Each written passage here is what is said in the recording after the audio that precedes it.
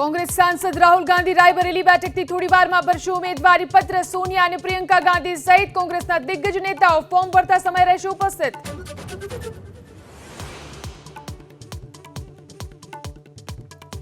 મનસુખ વસાવાના નિવેદન પર ચેતર વસાવાનો પલટવાર। હવે ચૂંટણી નજીક આવી એટલે મનસુખ વસાવા મજેદાર નિવેદનો કરશે તેવો આપ્યો જવાબ।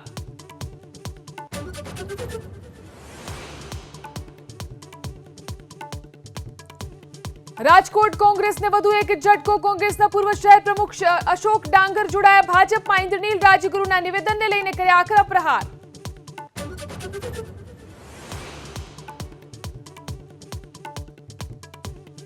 નવસારીના જલાલપોરમાં સીઆર પાટીલનો પ્રચંડ પ્રચાર। મરોલી સહિત 21 ગામમાં કરશે ચૂંટણી પ્રચાર। આજે ભાવનગરમાં ક્ષત્રિય કારડિયા રાજપૂત સંમેલનમાં રહેશે ઉપસ્થિત।